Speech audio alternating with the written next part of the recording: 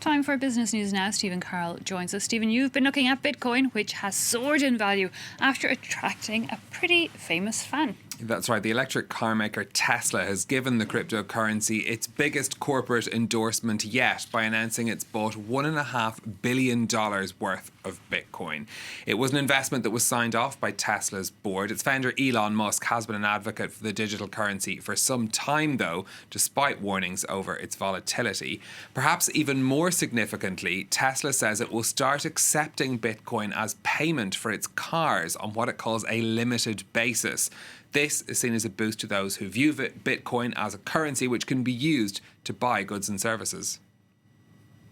This is a game changer move for Tesla in terms of Bitcoin. It really validates some of the strategy that we're seeing for some corporations, MicroStrategy, now Tesla. The fact that Musk went into the deep end of the pool on Bitcoin, it's going to send a ripple effect really across the board. And I think this is a major what could be fork in the road when it comes to Bitcoin and crypto for public companies, with Tesla leading the charge. Explain to us, though, Stephen, a bit more about the fuss around Bitcoin. I think as a business journalist, one of the questions I get asked most often is, what is Bitcoin? And it's not a short answer, unfortunately, but, we're talking about what's called a cryptocurrency. So a currency that exists only digitally, created using complex computer mining algorithms. They're stored in online wallets. Transactions are all logged in a public ledger called blockchain. That's the technology that underpins cryptocurrencies. It's not regulated or run by a central authority in the way that a central bank runs the euro or manages the euro or the dollar, for example. Although we call it a currency, it's not widely accepted as payment. Most people invest in Bitcoin to make money or to keep their money in something rather than using it to pay for other things. And that's why it's often referred to, even by the likes of the ECB chief Christine Lagarde, as a speculative asset rather than a currency. So I guess the high price is a reflection of the high interest. Exactly, and getting investors like Tesla involved is the sort of thing that tends to push up value because people think, oh, well, if they're doing it, maybe they know something and they, as a result, should get invested. The other aspect of this that people are tracking is how much it's being now used as a currency, as a way to pay for things. So we had PayPal saying they were going to start to use Bitcoin at the end of last year. Tesla now saying they're starting to accept it as part payment for cars.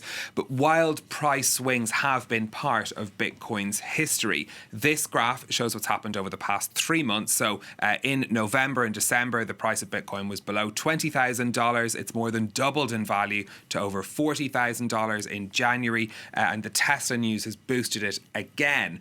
According to the most recent figures in the website CoinDesk, Bitcoin today is trading over $47,000, up 23% in the past 24 hours. Now, it's worth saying it has seen many slumps as well as surges in its history, and many investors remain cautious about it as well.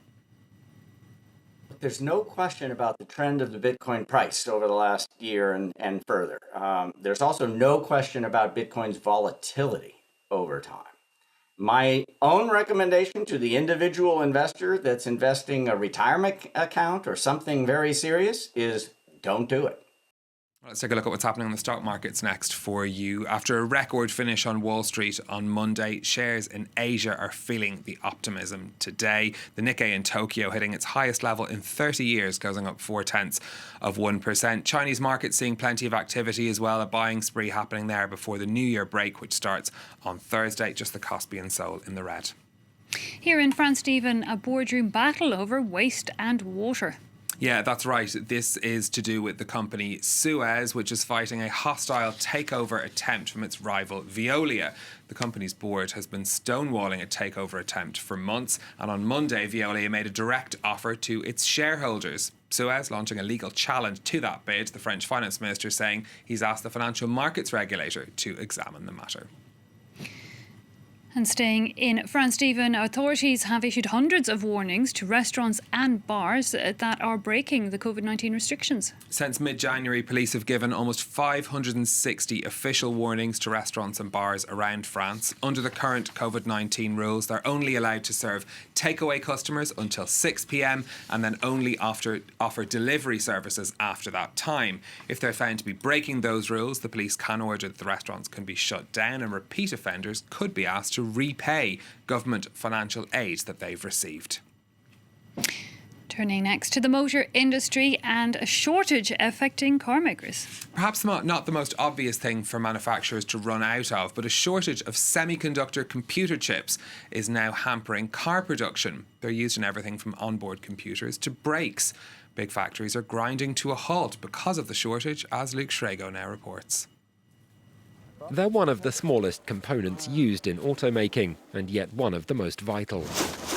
Semiconductors control all aspects of modern vehicular electronics, from brake sensors to the gearbox and entertainment systems.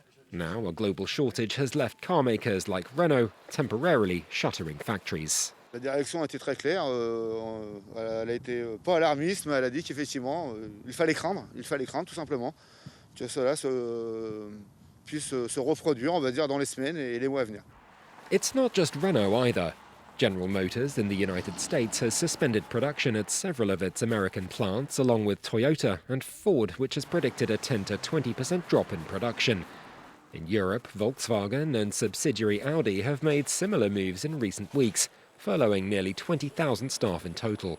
The cause of the global chip shortage, the coronavirus pandemic. La construction de véhicules automobiles a fortement baissé au début du premier confinement parce que les concessions étaient fermées, donc il y avait moins de voitures à vendre et donc moins à construire aussi. Et du coup, les fabricants de semi-conducteurs, ils ont repriorisé la production vers l'électroménager, vers les serveurs pour la 5G et les services informatiques, vers les consoles de jeux vidéo aussi.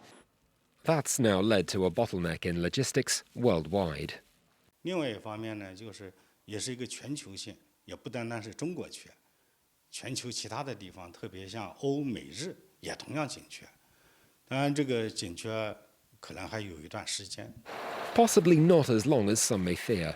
Taiwan manufactures well over half the world's semiconductors and has said it'd ramp up production, though it's thought the shortfall could last until next autumn. And finally from you, Stephen, the value of Reddit has jumped after its central role in recent Wall Street trading frenzy. Yeah, it was the Wall Street Bets forum on Reddit's website that was used to whip up support for companies like GameStop.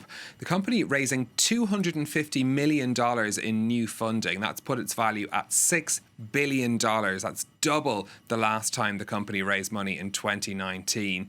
Even before that latest Wall Street frenzy, advertising revenue at Reddit had shot up by 90% in the last 3 months of last year. The company is planning to hire more staff and invest in new areas like video. Interesting. Stephen Carroll with our business update. Thanks a lot for that.